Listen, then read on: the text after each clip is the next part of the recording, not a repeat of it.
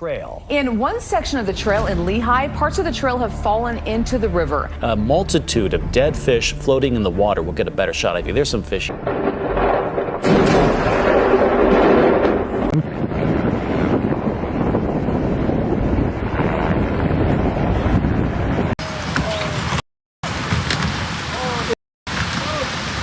Red just hammering. Look at Grizzy and his wife. The river is called the Euphrates. It has carried the weight of human civilization longer than almost any other body of water on Earth. Present at the opening pages of Genesis and, according to one of the strangest and most specific verses in the entire book of Revelation, present again at the very end. This year that river is disappearing. Iraq is living through its driest year since 1933, according to hydrologists tracking the Tigris and Euphrates basins.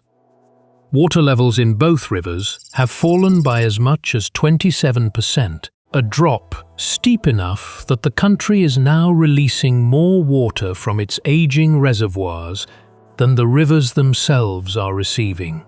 A stopgap that engineers openly admit cannot continue indefinitely. Basra, a city of 3.5 million people sitting where the two rivers meet before reaching the Gulf, has lost dozens of its historic waterways already. Families now dependent on daily water deliveries just to get through an ordinary week. Researchers at the University of Kufa describe water levels in the southern Euphrates at their lowest point in decades, a phrase that, in a region where the river has been continuously flowing since before recorded history began, is not a small thing to say out loud. The causes are well documented and entirely explainable without a single reference to scripture. Rainfall across the basin has declined for years running. Upstream dams in Turkey and Iran hold back water that once flowed freely into Iraq, and Baghdad now receives roughly a third of what treaties once allocated to it. Climate scientists point to rising regional temperatures, shifting weather patterns, and decades of agricultural demand outpacing what the river was ever able to sustainably provide. Every part of this crisis has a name, a mechanism, and a paper trail of engineering decisions stretching back decades. None of it requires a supernatural explanation, and yet the verse keeps surfacing anyway. And the sixth angel poured out his vial upon the great river Euphrates, and the water thereof was dried up, that the way of the kings of the east might be prepared. Revelation chapter 16 verse 12. Written by a man exiled to a small island in the Aegean Sea, describing in a single sentence a river running dry as a specific, deliberate sign, not a byproduct of climate or geopolitics, but a hinge point in a much larger sequence of events he called the bowl judgments. For most of the last 2,000 years, that verse sat quietly in the background of Revelation scholarship, difficult to picture as anything other than distant symbolism. The Euphrates, after all, is one of the largest rivers in the Middle East, fed by snowmelt from mountains in eastern Turkey, carrying enough volume across enough centuries that the idea of it simply running dry felt more like poetic imagery than a literal forecast. That is, until this year, when hydrologists, using the actual, careful, secular language of water science, began describing exactly that outcome as a realistic possibility within this generation's lifetime, with some projections suggesting parts of the river could disappear entirely by 2040.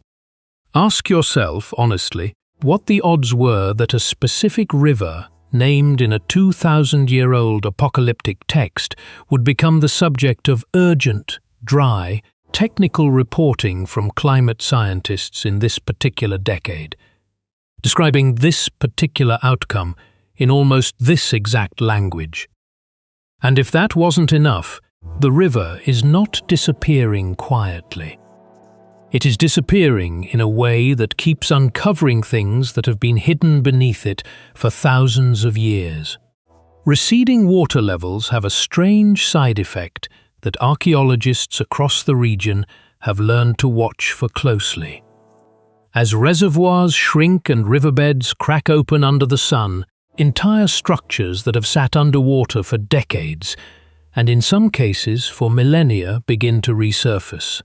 In Iraq, falling water levels behind the Mosul Dam have repeatedly exposed the ruins of a Bronze Age city, its mud brick walls and palace rooms emerging from the mud almost fully intact, preserved for more than 3,000 years by the very water now abandoning it. Further south, drought-shrunken stretches of the Euphrates have revealed sections of ancient canals, pottery scattered across newly exposed banks, and foundations that local archaeologists are only now able to properly document, racing against the possibility that the water could return before the work is finished. There is a strange, almost literary symmetry to that. The same river drying up in exactly the way an ancient prophecy described is, in the process, uncovering the physical remains of the very civilizations that prophecy was written both about and against.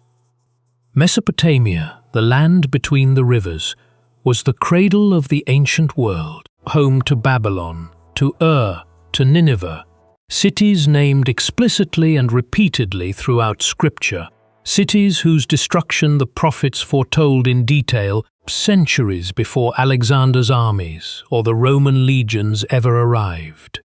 Watching the ground beneath that same civilization emerge from beneath a vanishing river in real time on the same news cycle as headlines discussing the sixth bowl of Revelation is the kind of coincidence that becomes harder to file away the longer you sit with it.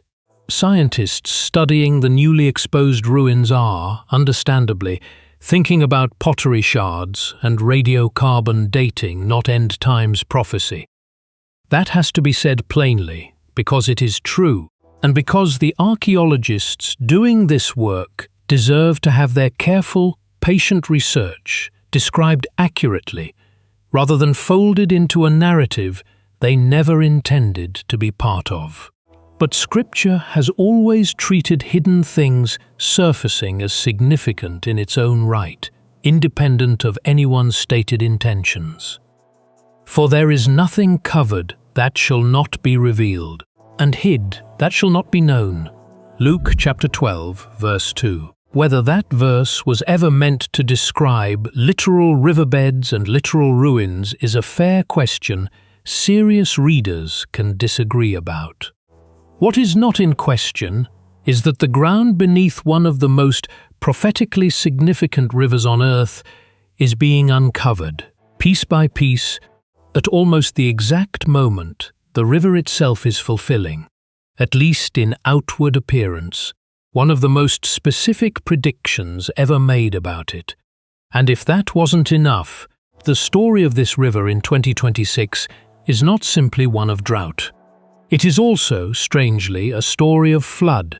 In late May of this year, while southern Iraq was already deep into its worst drought in nearly a century, communities further north along the same river system were being warned to evacuate for the opposite reason. The Tabqa Dam on the Syrian stretch of the Euphrates opened its spillway gates for the first time in more than 30 years, releasing close to 1,800 cubic meters of water per second after its reservoir climbed past 97% of capacity. Fields flooded, roads disappeared underwater. Families in Raqqa and Deir ez-Zor governorates were displaced from homes that, in some cases, had never seen the river rise anywhere close to that level in living memory. Read those two headlines side by side, and they seem to contradict each other. The same river, on the same continent, in the same calendar year, simultaneously vanishing in the south and violently overflowing in the north. Hydrologists explain it without much difficulty. Upstream dam operators, managing reservoirs that had filled faster than expected after a wetter than usual winter, made a sudden release decision to protect infrastructure, sending a surge downstream into communities that had, only weeks earlier, been worrying about the opposite problem entirely. It is a story about water management, aging infrastructure, and the difficult high-stakes decisions dam operators have to make under pressure. It is not, on its surface, a story about prophecy at all. But Scripture rarely describes the last days as a single uniform catastrophe. It describes instability, imbalance, extremes arriving without warning in unpredictable sequence, one region parched while another drowns, sometimes along the very same river.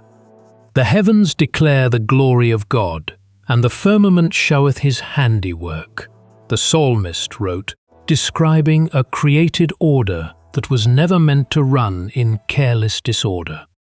When that same order begins behaving erratically, drought and flood arriving back to back along a single river bearing a single name, mentioned specifically in the book of Revelation, it is at least worth setting the two headlines side by side instead of reading them in isolation, the way most news coverage inevitably does. None of this proves a hinge point in a divine timeline is underway. A dam operator releasing water under pressure is an engineering decision, not a supernatural act, but an ancient text naming this exact river, describing it running dry as the specific and deliberate lead-in to a sequence of geopolitical upheaval. Arriving in the same year, the river is simultaneously vanishing in one province and overwhelming another, is a pattern that deserves more than a passing scroll past the headline. And if that wasn't enough, the second half of that same verse in Revelation has its own strange resonance with the geopolitics already unfolding around this river right now, that the way of the kings of the East might be prepared. That single phrase has been debated by biblical scholars for longer than almost any other clause in Revelation, and it is worth being honest about that disagreement rather than pretending the interpretation is settled. Some read it narrowly, as a reference to the geography of John's own era, when the Euphrates marked the eastern edge of the Roman world and functioned as a natural defensive barrier against the Parthian Empire beyond it. In that reading, a dried Euphrates simply means removing a historic military obstacle, regardless of which specific nations might one day occupy that eastern geography. Others read it more broadly, pointing to the sheer population and military capacity now concentrated in Asia, a continent that, in John's own lifetime, had no comparable population centers to speak of, and asking whether a river barrier removed in the last days might be clearing a path for movement on a scale the ancient world could not have envisioned. Both readings have serious defenders. Neither should be presented as settled fact, and any teacher who tells you with total confidence which specific modern nations the verse refers to is offering more certainty than 2,000 years of careful scholarship has ever been able to provide. What can be said without speculation is this. The Euphrates has functioned, for most of recorded history, as exactly the kind of geographic barrier the narrower reading describes, a real physical obstacle to movement between east and west, deep enough and wide enough that armies and empires alike had to reckon with it seriously. A river at 27% of its normal capacity, in places reduced to a cracked walkable bed, is no longer that kind of barrier, regardless of which nations eventually make use of the changed geography. Whatever the phrase "kings of the East" ultimately turns out to mean, the physical precondition the verse describes, a Euphrates no longer standing in anyone's way, is closer to literally true this year than at any point since the verse was written. And if that wasn't enough, this river's disappearance is only the most visible thread in a pattern of vanishing water stretching across the entire globe. The Euphrates is not alone. It is simply the most prophetically named member of a much larger, much quieter global pattern that has been building for years. The Colorado River, the lifeline of the American Southwest, has seen its major reservoirs fall to a fraction of their historic capacity, forcing unprecedented water usage restrictions across 7 states. The Yangtze, the longest river in Asia, and one of the most important waterways on Earth, recorded some of its lowest levels in decades during recent summers, exposing riverbed islands and centuries-old artifacts that had not seen open air in generations.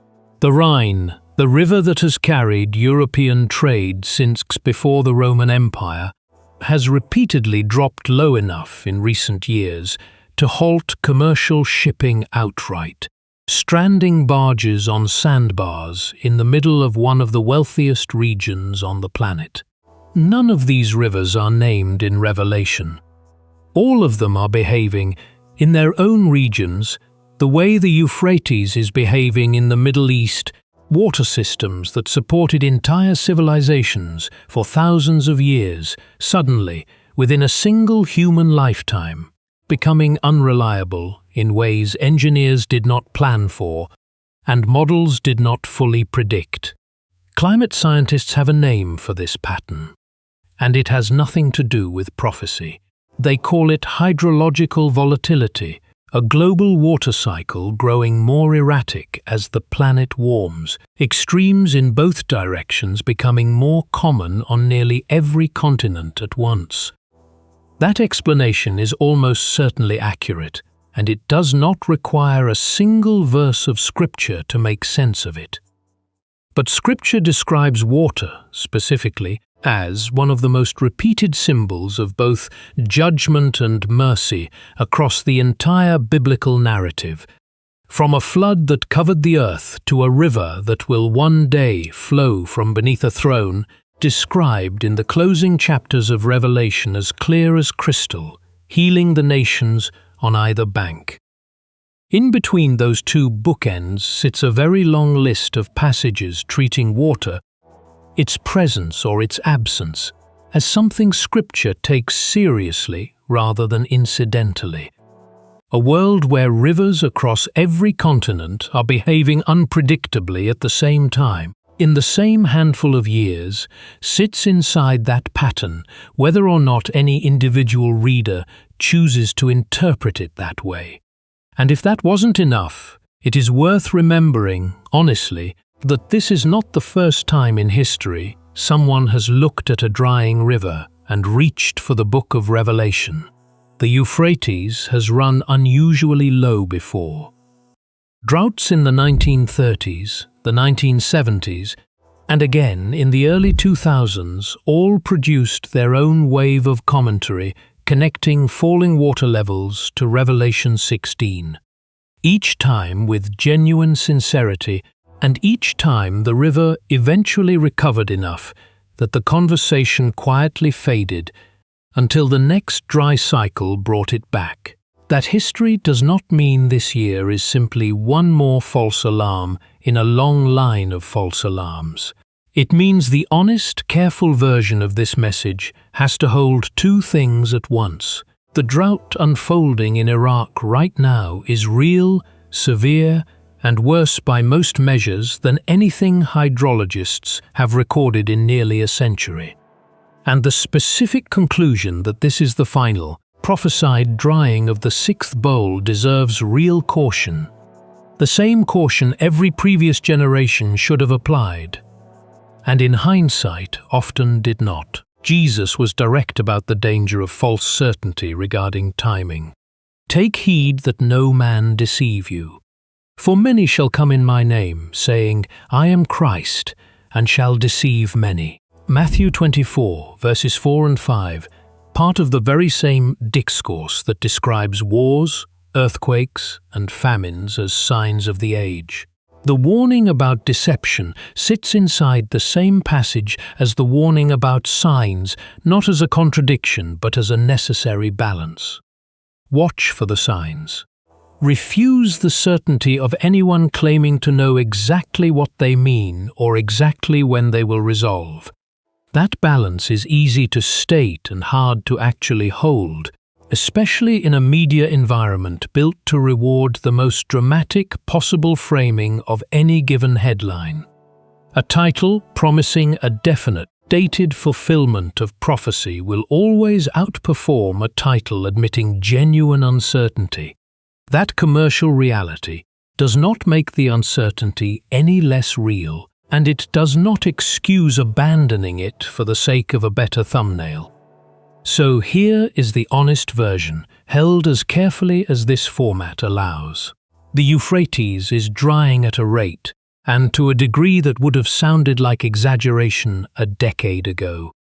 Revelation named this specific river, in this specific condition, as a marker along a specific prophetic sequence, nearly 2,000 years before hydrology existed as a science. Whether this year's drought is that marker, or simply the worst entry yet in a cycle that has repeated for a century, without resolving into anything final, is not a question this message, or any message, is in a position to answer with certainty. Scripture itself says that certainty was never on offer. What is on offer, in the very same passages describing these signs, is an instruction that does not depend on getting the timing right. That instruction, once again, is not fear. It has never been fear, no matter how many titles and thumbnails in this exact genre suggest otherwise. Every warning Scripture gives about the drying of nations, the shaking of the earth, or the disappearance of a river ancient civilizations depended on for their survival arrives, paired with an offer that costs the listener nothing but their attention. Whosoever shall call on the name of the Lord shall be delivered. Joel wrote those words in the middle of a description of cosmic upheaval, not after it, in the very same breath as the darkened sun and the reddened moon. The mercy is not a footnote added to soften the warning. It is the entire point the warning was building toward. Picture, for a moment, the families in Basra right now, watching a river their grandparents and great-grandparents depended on for drinking water, for irrigation, for the simple daily rhythm of an ordinary life, recede further than anyone alive can remember. Whatever any of this means prophetically, it means something immediate and human first. Real people, in a real place, living through a real hardship that has nothing to do with a YouTube video and everything to do with whether their children will have clean water next month. Scripture's response to that kind of suffering has never been a call to treat it as an abstract sign to be decoded from a safe distance. It has been a call to compassion first, and interpretation second. If at all, that does not mean the prophetic reading is wrong to raise. It means it should never replace the human one. A river running dry in Scripture and a river running dry in Basra are, this year, the same river, and the people standing in that cracked riverbed deserve to be remembered as people before they are treated as evidence. So hold both.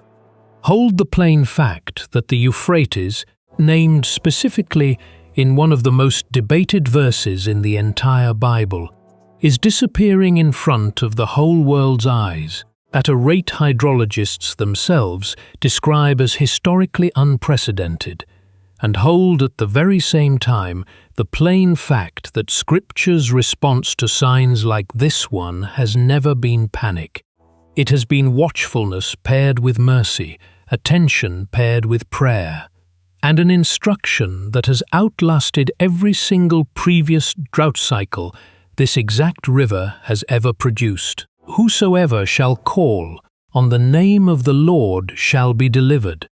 There is a deeper layer to this particular river, one that back further than Revelation, further even than Genesis places the Garden of Eden near its headwaters, and it is worth walking through slowly, because it changes how the rest of this message should be heard. Babylon sat on the banks of the Euphrates.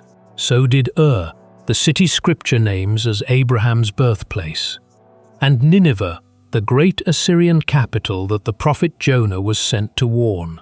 This single river, more than any other geographic feature in the ancient Near East, threads through nearly the entire biblical narrative, present at creation, present through the patriarchs, present through the exile, when the psalmist wrote of weeping by its waters, and present again by name in the very last book of the Bible, describing events at the very end of history.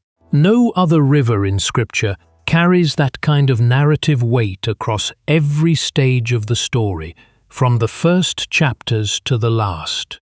The prophets had a great deal to say about Babylon specifically, much of it delivered centuries before the city's actual fall, in language detailed enough that later historians could trace the fulfillment event by event.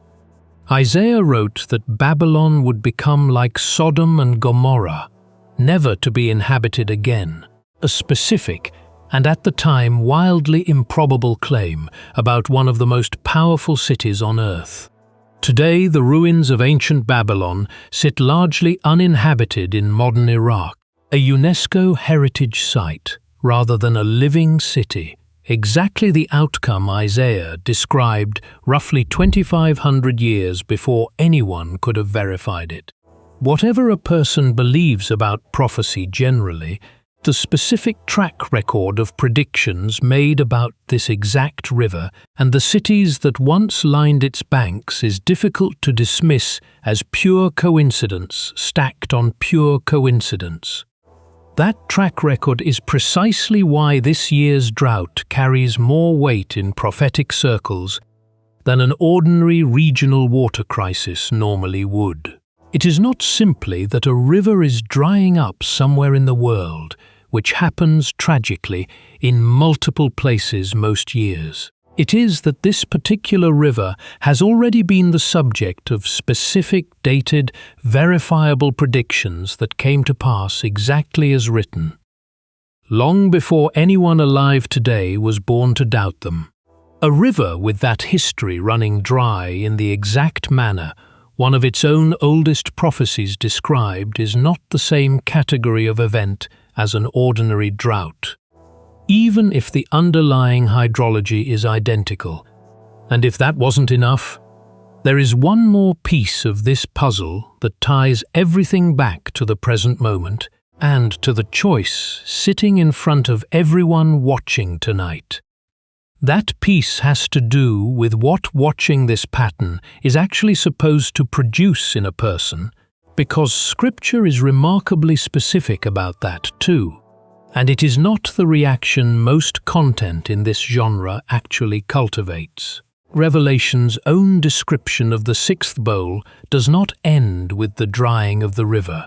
It continues immediately into a warning aimed directly at the reader, not at nations or kings, but at the individual person encountering the text. Behold, I come as a thief. Blessed is he that watcheth, and keepeth his garments, lest he walk naked, and they see his shame. Revelation 16, verse 15, tucked in the very same passage as the drying of the Euphrates, easy to skip past in favor of the more dramatic geopolitical imagery surrounding it. The emphasis is not on predicting the moment.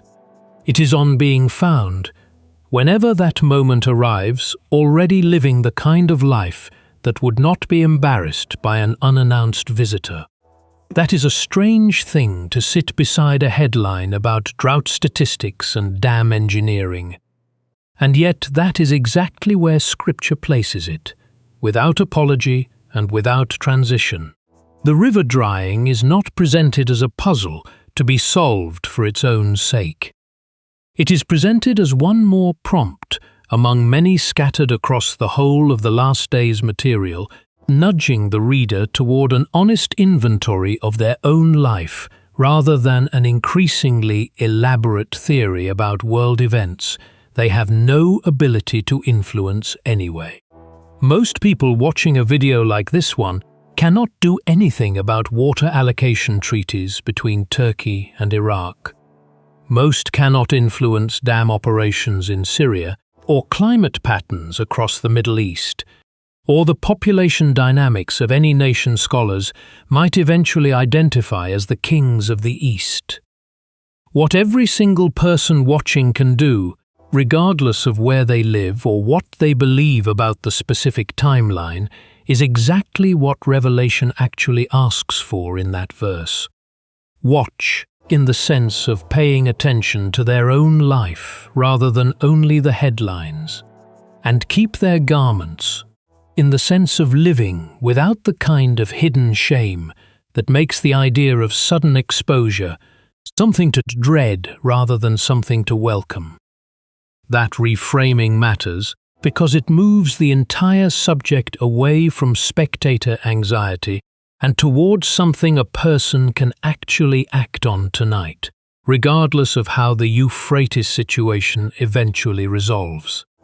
If the river's disappearance turns out to be exactly what the sixth bowl describes, the appropriate response was never going to be doom-scrolling through drought statistics. It was going to be readiness. And if the river eventually recovers the way it has recovered from severe droughts before, in the 1930s and again in later decades, the same instruction still applies because it was never actually contingent on this particular drought being the final one. Picture, for a moment, what that riverbed in southern Iraq actually looks like right now, because the statistics alone do not carry the full weight of it. Where boats once carried fishermen out at dawn, there is now a wide, cracked expanse of dried mud, split into the kind of jagged, honeycomb pattern that only forms after ground has been baked by direct sun for months without relief. Fishing boats that once floated freely now sit stranded, tilted at odd angles in the dust, their hulls resting on ground that has not felt water in what locals describe as living memory. Palm groves that depended on irrigation from canals branching off the main river have begun to brown and thin. Trees that took generations to mature, now struggling through a single dry season, more severe than anything their roots were built to withstand. Children in villages along the riverbank play in dust where their parents once swam, a detail that sounds almost too poetic to be real, and is, according to multiple independent reports, simply an accurate description of daily life there this year. Elderly farmers interviewed by regional journalists describe the change in stark, simple language, the kind of language that does not need embellishment to land with weight. Men who have worked the same plots of land their entire lives, inherited from fathers and grandfathers who worked the same land before them, describe looking out at fields that should be green with reeds and rice paddies, and instead seeing dust stretching to the horizon. Some describe packing up entirely, joining a slow but steady migration away from a region their families have called home for longer than most nations on Earth have existed. Driven out not by war or by politics, but by the simple, physical absence of water. That image, an ancient riverbed reduced to dust, ancient farmland abandoned not by choice but by necessity, families uprooted from land their ancestors worked since before written history reliably began, sits at the exact intersection of everything this message has tried to hold together. It is a real, immediate, human catastrophe, deserving of compassion and attention entirely on its own terms, independent of any prophetic reading whatsoever. And it is also, simultaneously, the specific, named fulfillment of a conditioned scripture attached to a very particular moment in a very particular sequence, written by a man on a Greek island who had never seen this river and had no way of knowing anything about hydrology, dam engineering, or 21st century climate patterns. Both of those things are true at the same time. Neither cancels the other out, and sitting with both, rather than collapsing into either pure alarm or pure dismissal, is probably the most honest response available to anyone watching this unfold from the safety of a screen thousands of miles away. There is a contrast buried inside Scripture that almost nobody covering this story seems to mention, and it may be the single most important detail in this entire message. The same book that describes the Euphrates drying up in judgment ends, only a few chapters later, with a very different river. And he showed me a pure river of water of life, clear as crystal, proceeding out of the throne of God and of the Lamb. Revelation 22 verse 1. The closing vision of the entire Bible, a river that never runs dry, flowing from a throne rather than from melting snow in distant mountains, lined not with cracked mud and stranded fishing boats, but with a tree bearing fruit every month, its leaves described as being for the healing of the nations, 2 rivers. One ancient, historical, and, according to this year's headlines, disappearing in real time under the weight of drought, upstream damming, and a warming climate. The other described only in vision, appearing at the very end of Scripture as a permanent, incorruptible replacement for everything the first river represented and everything its absence threatens. The Euphrates carried the first civilizations. It watered Eden, according to Genesis, and it watered Babylon, and it watered Nineveh, and it waters, however diminished, the farmers of southern Iraq today. Every civilization that has ever depended on it has eventually discovered that even the oldest, most reliable rivers on Earth are, in the end, temporary. The river of life described in Revelation's final chapter is presented as the deliberate contrast to that temporariness, water that requires no dam, no treaty, no rainfall, no upstream cooperation between nations that do not trust each other. That contrast is not incidental to this message. It may be the entire reason Scripture bothers to mention a literal river drying up in the first place. A physical river, however ancient, however central to human history, was never going to be permanent. Scripture seems to want its readers to feel that impermanence directly. Through an actual crisis unfolding in an actual place to actual people, rather than simply being told about it in the abstract.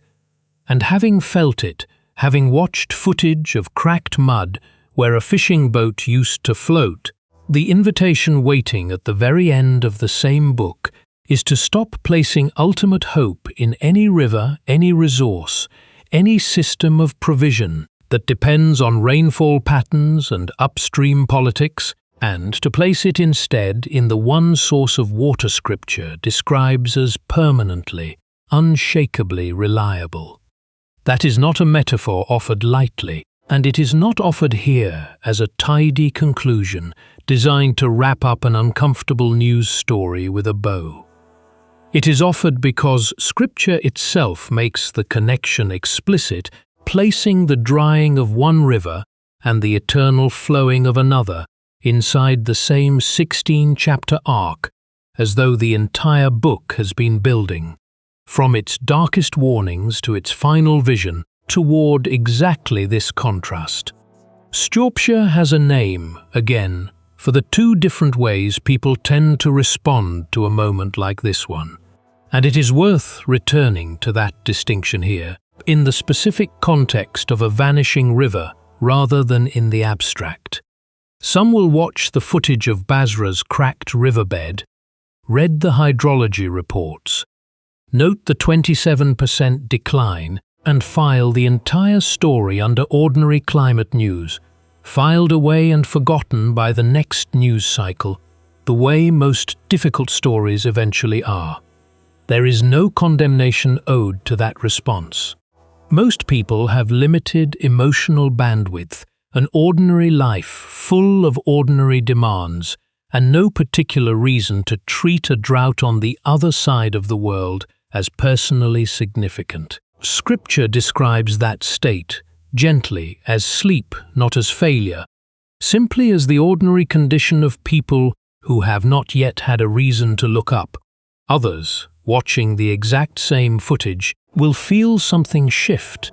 The way witnesses in Caracas felt something shift watching a red sky earlier this year, the way people across history have felt something shift, standing in front of signs their instruments could explain, but their instincts could not fully dismiss. That reaction is not manufactured by dramatic music or an urgent thumbnail, however much content like this leans on both. It is closer to the same old instinct that made an ancient historian write down unusual lights in the sky 2,000 years before science had a name for them. The instinct Scripture calls watching rather than sleeping.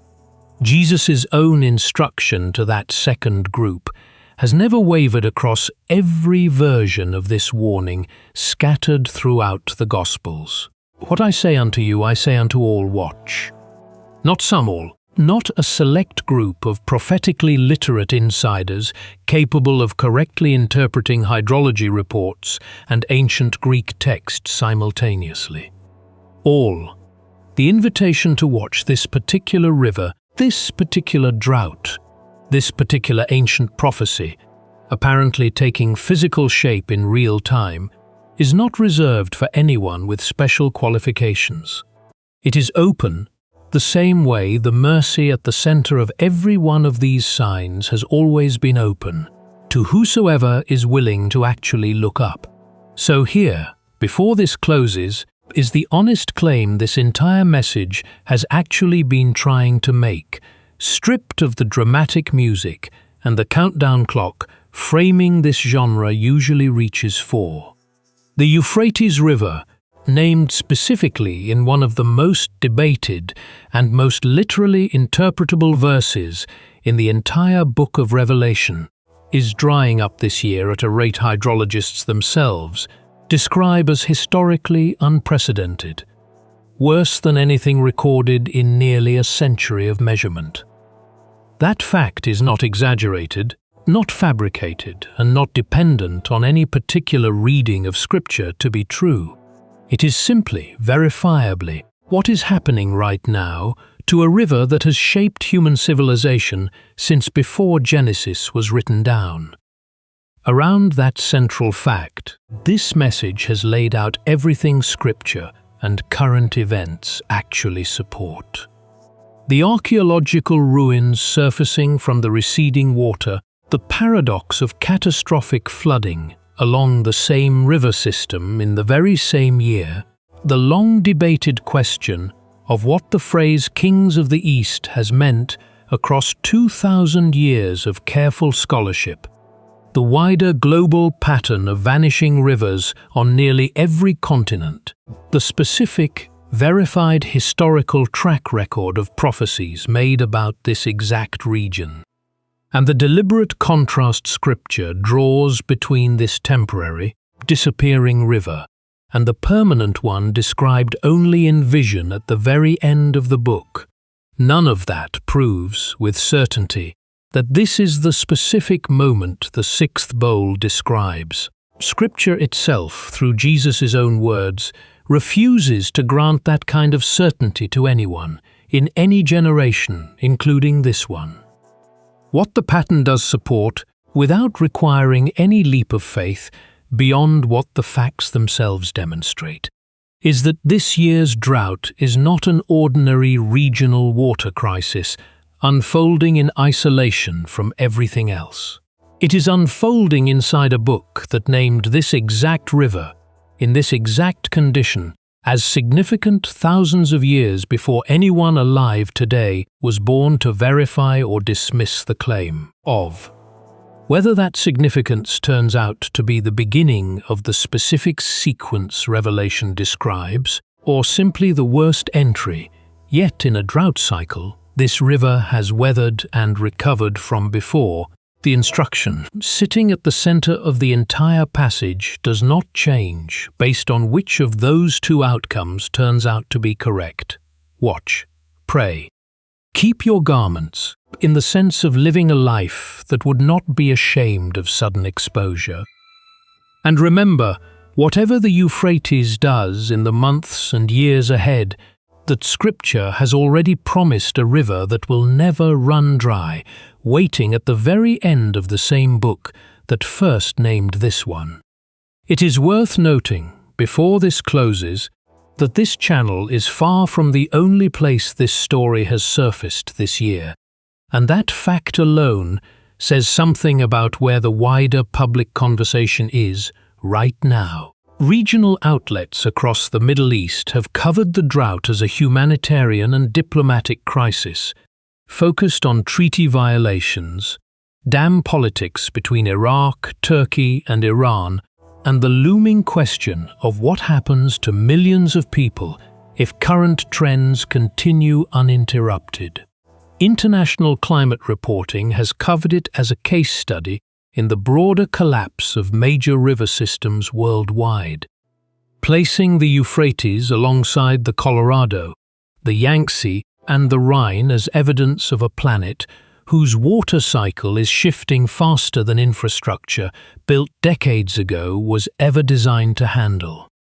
And increasingly, general interest publications with no particular religious focus at all have begun covering the prophetic angle directly, noting, often with a mixture of curiosity and caution, that Revelation 16:12 has become one of the more searched Bible verses of the year, driven by ordinary people who stumbled onto the drought headlines first and the scripture second. That convergence, secular climate reporting, regional diplomatic coverage, and religious searching all circling the same river in the same year, is itself part of the pattern worth sitting with. This is not a story being manufactured in isolation by prophecy channels looking for engagement. However much that accusation gets leveled at this entire genre, sometimes fairly, it is a story that climate scientists, diplomats, historians, and ordinary searchers online independently arrived at from completely different directions, all converging on the same river, the same year, and for a meaningful number of them, the same 2,000-year-old verse. Whatever conclusion each person eventually draws from that convergence, the fact of it, multiple, entirely independent lines of attention, landing on the same ancient river in the same 12-month window, is not something engineered by any single channel, this one included. It is simply what is happening, documented across outlets, with no shared agenda, no shared audience, and, in most cases, no particular interest in agreeing with each other about anything. One final thought, and then the lamps go out on this particular message for tonight. 2,000 years ago, a man exiled to a small rocky island wrote down a vision of a river drying up, in a book most of his contemporaries could never have imagined circulating past the small communities it was originally addressed to. He had no way of knowing that river would still exist 2 millennia later, let alone that it would still carry his name for it, or that hydrologists using instruments and satellites he could not have conceived of would one day confirm, using entirely secular methods, that his description had become measurably, verifiably accurate. He simply wrote down what he had seen, the way witnesses in Caracas filmed a red sky earlier this year without fully understanding it, the way an ancient Greek historian recorded strange lights before an earthquake centuries. before science gave the phenomenon a name and trusted that someone, someday, would understand what he was describing. That someone this year might be you, watching a cracked riverbed in southern Iraq on a screen thousands of miles away, feeling something shift in your chest that has nothing to do with algorithms or engagement metrics, and everything to do with an old, quiet instinct that recognizes significance when it sees it, even when it cannot fully explain why. If any part of tonight's message reached something in you, do not let it pass by the way most videos do. Watched once and forgotten by morning. Bring it somewhere real. Say a prayer, out loud if you can, even if the only one listening at first is God himself, asking him to give the families of Basra clean water, to give wisdom to the engineers and officials managing an impossible situation, and to open your own eyes to whatever this pattern is actually meant to show you. Whether that turns out to be an urgent prophetic sign or simply a call to compassion, for people living through a real and difficult hardship on the other side of the world. Leave that prayer in the comments below, not as a performance for strangers scrolling past, but as a genuine request, spoken honestly in whatever words come to you tonight. If this message helped you see the Euphrates, and everything Scripture has said about it, more clearly than you did an hour ago, consider staying close to this channel in the days ahead. The drought in Iraq is not resolving anytime soon, according to every hydrologist currently studying it, and neither, most likely, is the conversation surrounding what it might mean. Like this video if any part of it spoke to you tonight. Share it with someone who needs to hear that an ancient river, a 2,000-year-old prophecy, and a real ongoing human crisis are all, this year, converging in the same place at the same time, whether or not they ever open a Bible to see it for themselves. And subscribe, so that when the next sign appears, in this river, in another one, or in some corner of the world nobody expected to matter, you will already be here, watching, rather than finding out secondhand after the moment has already passed. Watch the river. Watch the region. And in the meantime, whatever the Euphrates does in the months ahead, whether it continues its historic decline, or whether the rains eventually return the way they have, imperfectly before, hold on to the one instruction that has outlasted every drought cycle this exact river has ever produced, the one instruction that does not expire no matter which reading of Revelation 16 turns out to be correct.